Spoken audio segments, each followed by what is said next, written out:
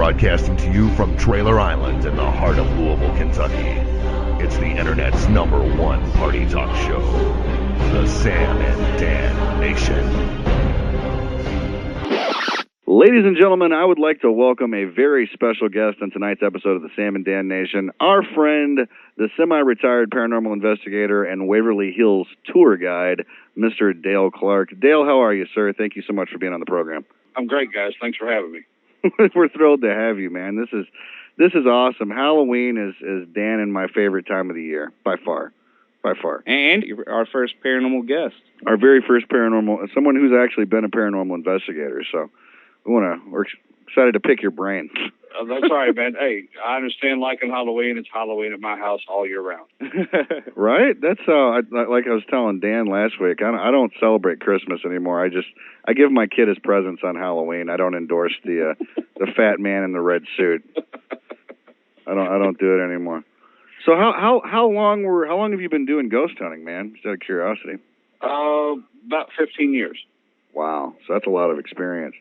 How did you get involved in it? What made you decide you wanted to start ghost hunting? That's actually before it even got popular, really, because you know the Ghost Hunters TV show, which is kind of what started the whole craze. That shit didn't even start till like 2005, wasn't it, Daniel? 2006. Was that late? Yeah, I think it was that late. So Dale's been in the game for way before it was popular. Well, the thing about ghost hunting, I think, I'm not Christian, okay? And I think it's okay. It's okay. Neither am I. Humans, I think, have a tendency to navigate towards the spiritual. And if they, my parents were both, Catholic, but I didn't really want to go that route, and it just didn't make a whole lot of sense to me. So, but there was a void, and you start looking for something.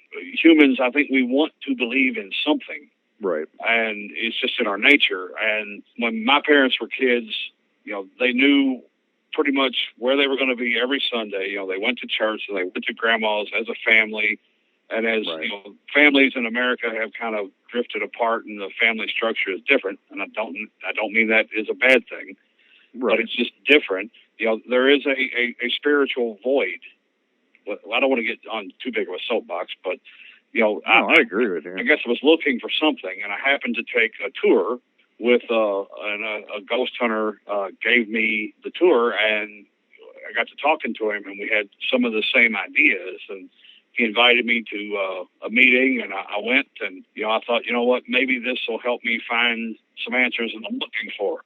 Well, that's cool. That's very cool. That's a reason why it's always intrigued me, man. Because like I said, I'm not a Christian, but I would consider myself a spiritual person. I don't believe we got here by fucking accident. I mean, I don't know how we got here. If like an alien flew by 6 million years ago and threw a handful of DNA out the window, but I don't believe it was purely by accident. Oh, your Star Trek is showing. That was definitely a Preserver's reference, okay?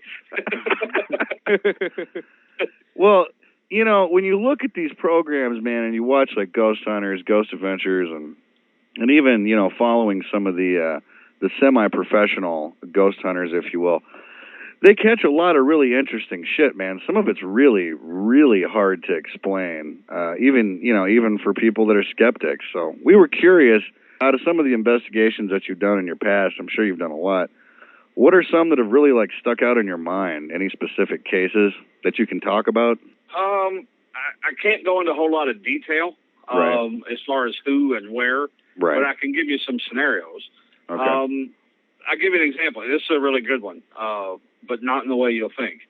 One of the very first investigations I ever went on, we got this email from a guy who was emailing us for his grandmother. And she was having all kinds of problems, and there was, stuff, falling off her countertops and her end table, coffee table, stuff getting knocked off everywhere, just flying across the room, all this other stuff, and, all kinds of weird noises, and she was really, really scared, but she was very, very old, and wasn't very internet savvy, and the ghost hunting for some reason is pretty much always, at least since I started doing it, always been around the internet.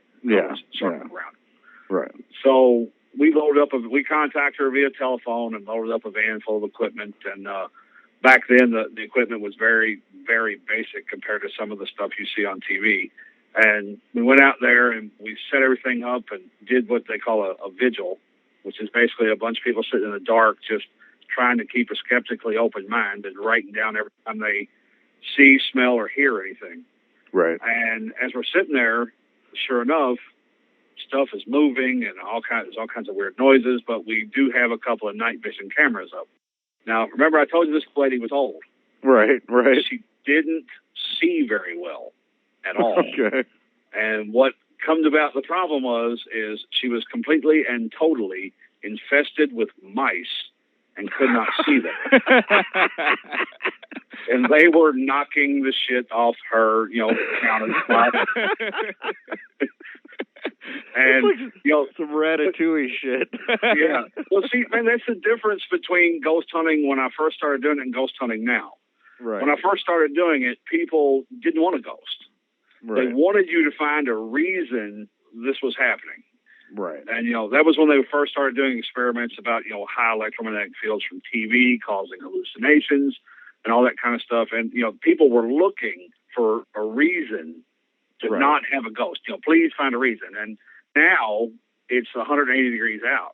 Yeah, everybody wants to find a ghost now. It reminds me, freaking Beetlejuice. I hadn't watched it since I was a kid, practically. I watched it about a year ago, probably this time last year. And I thought it was funny because, instead of being scared, the concept is that they're like, we can up the value of this house as opposed to the opposite. Yeah. If it's haunted, we can sell the shit out of it. The freaky people want to buy it.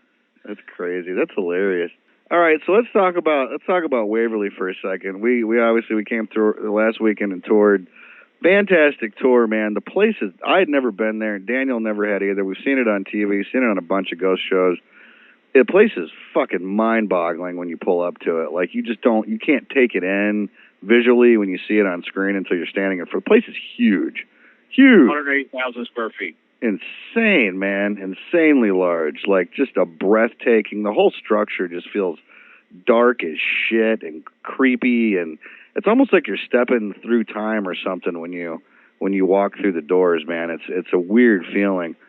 How did you get involved with that? How did you become involved with the Waverly Hills people? Well, a long time ago, they had a ghost hunting group that helped them out. Started doing tours with them. That was right after they first bought it. Right. And I was involved with that ghost hunting group, and I helped out as much as I could. Read a lot, learned a lot of history. Used to work the parking lot on a regular basis. Hell, I still do. I do whatever they need me to do. And right. Back then, there was no bathrooms. There was a couple of mercury lights outside. There were no exit signs out right. in the building like there is now, and no security system. We had a burn barrel. The office was a picnic table under a tent. And, wow. Yeah, that's true. And, wow. We just got, back then, they'd open it up for 4 weeks. We'd do tours during the month of October on Sunday, Monday, Tuesday nights. Right. And it was a lot different back then because there were no reservations and we never knew how many people would show up. Right. Right. Kick the gate open and it might be 30 and it might be 300. Right. And we'd run tours 35, 40 at a time all night till everybody was gone. Right. And it was chaos, and there was a lot of information that we used back then that wasn't as well researched as it should have been. And back then there were almost more urban legends than there was actual information. Right. The people she's got up there now, like Nancy and Charlene, and they've done wonders at researching this stuff and actually finding evidence. Right. And a lot of the information has changed, but I think that's a good thing. Nobody wants to, as a tour guide, you don't want to go in and tell something that's not right. I guess I've drifted way off topic. No. Well, that actually, it brings me, you were kind of there from the ground floor, but it brings me into the next question I had, which was, there are a ton of urban legends, and you brought that up during the tour when we and Daniel and I were there, and we had the misconception or had something about room 502 and the lady who hung herself or was hung or what happened. And I thought it would be cool if you could maybe give our listeners a little insight into maybe that legend or some other prominent urban legends about Waverly that are incorrect or or people are just looking at it the wrong way? Oh, I've got a couple then. Cool. As far as the nurse goes, the urban legend has it, and most people have heard it, that a nurse hung herself in there, and that she was pregnant, and that she had TB, Right. and that she hung herself because of the TB. Right. That is unfortunately, not true. It's not what happened. She didn't hang herself in 502 at all. She hung herself from a light fixture out in front of 502 that is no longer there. Right. And she was not pregnant. And like I said on the tour, at least not anymore. There was a big ravine out back with a cistern and a washout, and they found the baby's body in the washout. Now, like I said, nobody's ever going to know for sure exactly what happened. Right. Couple different possibilities. Maybe the baby was just stillborn. Right. That's unfortunately as gruesome as that is. That's about the best thing we could hope for. Right. We do know that she had gotten pregnant by a doctor who was married to somebody else. Mm. And in the late 20s, that's a very, big, very big deal. Taboo. And you got to remember what society was like back then. A lot of people, they take for granted how things are now. But, in the 20s, if you were to come home as a woman, if you were to come home as a pregnant woman not married to your house and told your parents, more than likely you would be shipped off to a home. And, you would stay there to the duration of your pregnancy.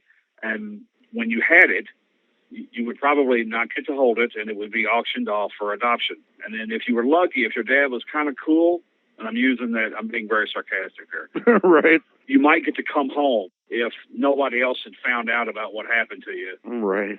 After it was all over. But that was, a maybe. I mean, it was, society was just a lot different back then. Oh, absolutely. Since it was illegal, I hope not, but it's possible. The whole hanging thing could have been staged. Right. Because it could very well have been an abortion gone wrong. Right. Nobody, like I said, nobody will know for sure.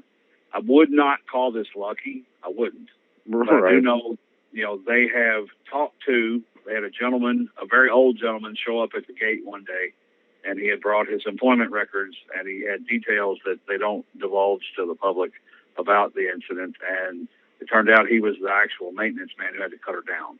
Ooh, wow.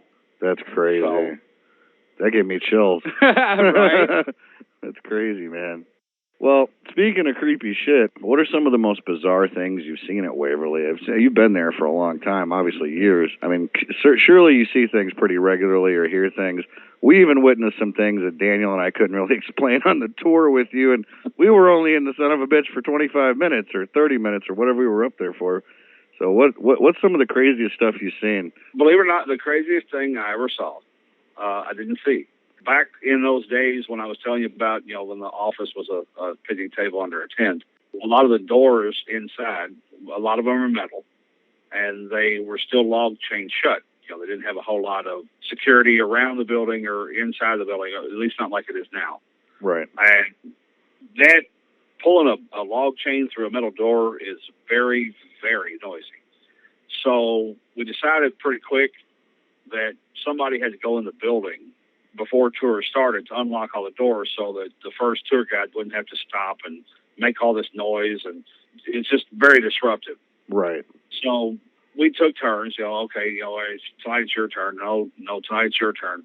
And what happened was, this was in about 2003, and I went in the building, and it was my turn. I was unlocking all the doors, and I only had one left.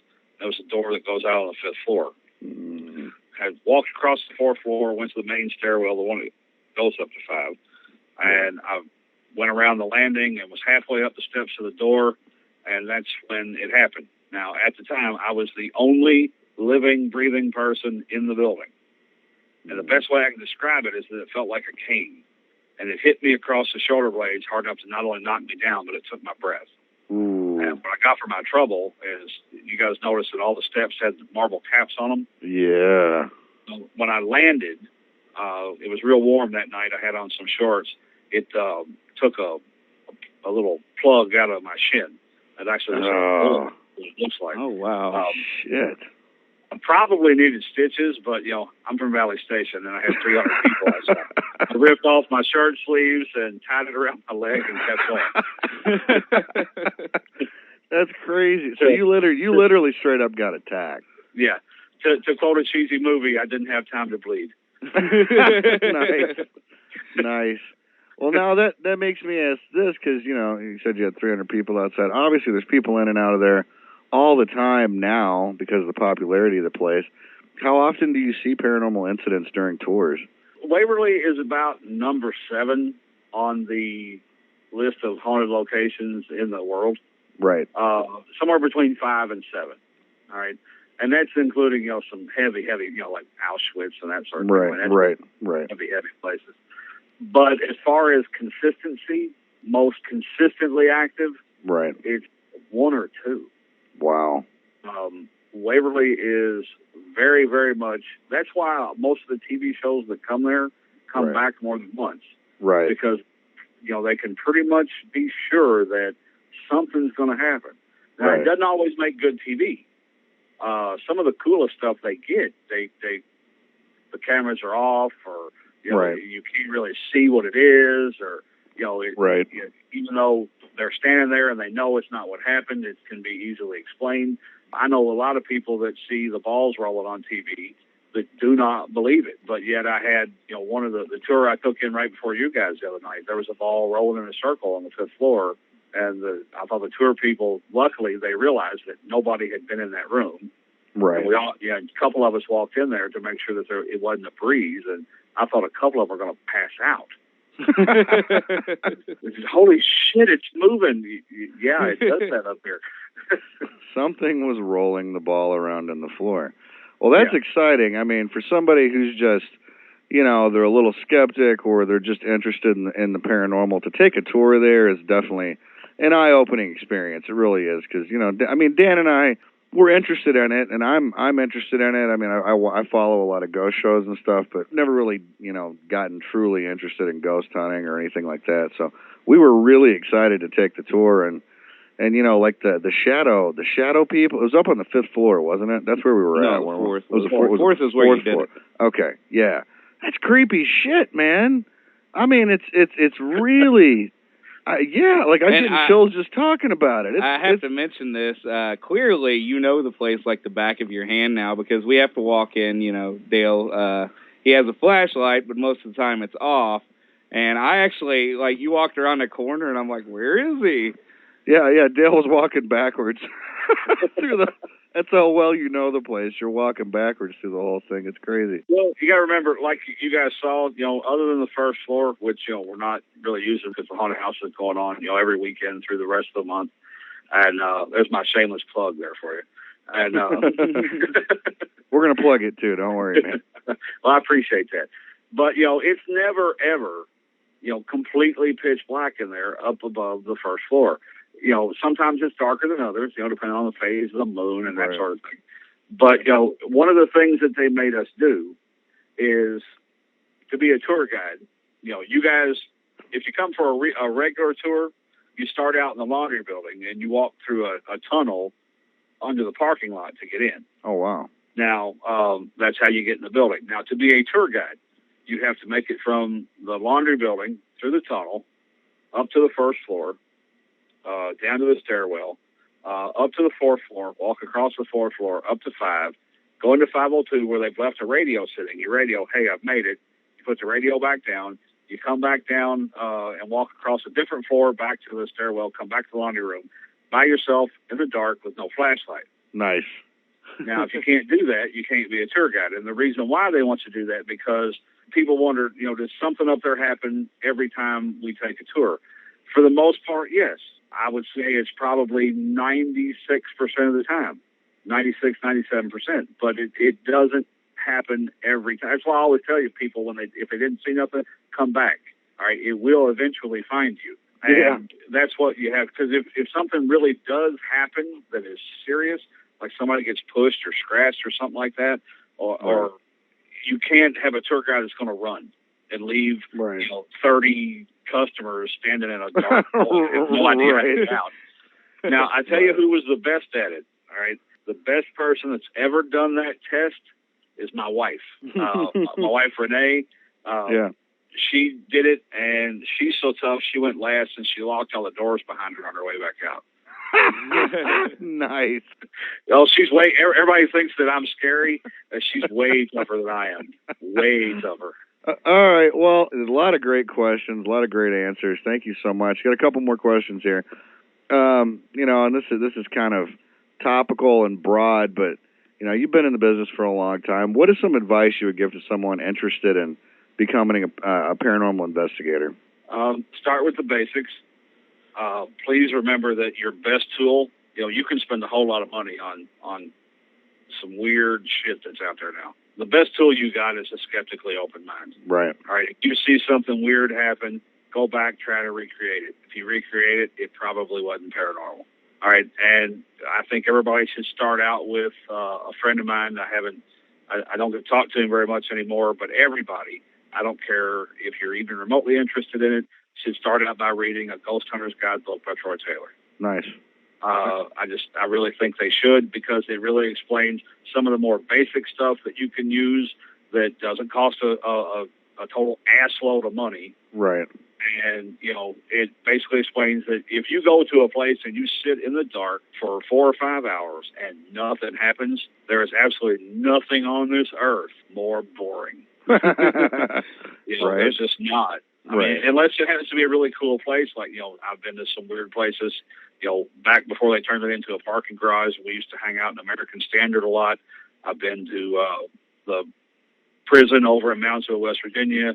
I've been to the prison in Mansfield, Ohio, where they filmed Shawshank Redemption. Nice. Yeah, that place is supposed to be seriously haunted too, isn't it? Yeah, that place they're all really, really cool. Right on. The one place in this half of the country that I haven't made to, that I've always wanted to, I've never made it to the Trans-Allegheny Lunatic Asylum, but at some point I will. Have you ever been to Bobby Mackey's? Yes, I have. Is the hype real? I'm just curious. I'm not going to say anything bad about anybody. Right. All I can tell you is, you know, they seem genuinely to believe what they told us. Just the night I was there, nothing happened. You just didn't see anything. Now, does that mean it's not haunted? No, it doesn't. Right. Gotcha. You know, I have things happen in my house. I have ever since I bought it. But it doesn't happen on cue or every day or anything like that. You know, it's all I can tell you is that when I was there, nothing happened. But that doesn't really. All it means is while I was there, nothing happened. All right. Well, now this is this is the last question. It's kind of weird. Daniel and I kind of argued a little bit about it, but I got to ask you anyway, because anybody who has, yeah, maybe it's a pretty heavy question. Anybody who's had as much experience dealing with this kind of shit as you has got to probably have some kind of opinion on this. So I'm just going to ask you, from your experience and the things you've seen in your career, working in paranormal investigations and working for a place like Waverly Hills, in your opinion, would you say that you believe without a doubt that there is life after death? I don't know if I'd phrase it that way. Okay. There is something else. I don't know. You know, at one time I was kind of convinced that the stuff that we see that we call ghosts was some sort of scar tissue on the time continuum. I really did. Right. But then that was, at the time, the only thing I'd ever seen was a residual haunting. Right. Which is basically one that doesn't acknowledge that you're there. Right. The first time I came across an intelligent haunting, that's something that actually reacted, right, or answered a question or something like that, that kind of messed that theory up for me just a little bit. I can imagine. I don't know if I would call it a life. I hope it is, but right. I do wholeheartely believe that you're not done when you die. There's something else going on. Very cool. Very cool. I'll take that. It was a deep question, and you know, I you know, honestly, myself, from the research and stuff that I've done, I feel the same way. None of us really have the answers, though, until we cross that gate. Who knows if you have them then? Yeah, that's the fucking scary part. Go into another little area. Yeah, you're like, what the fuck? What happens now? Yeah, no tour guide there. Oh, shit.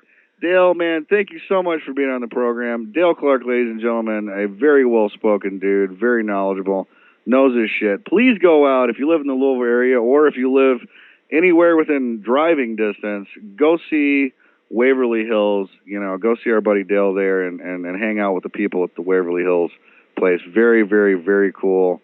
had a ton of fun, and we'll actually be back again this Halloween season for sure. So thank you, Del, for being on the program, man. We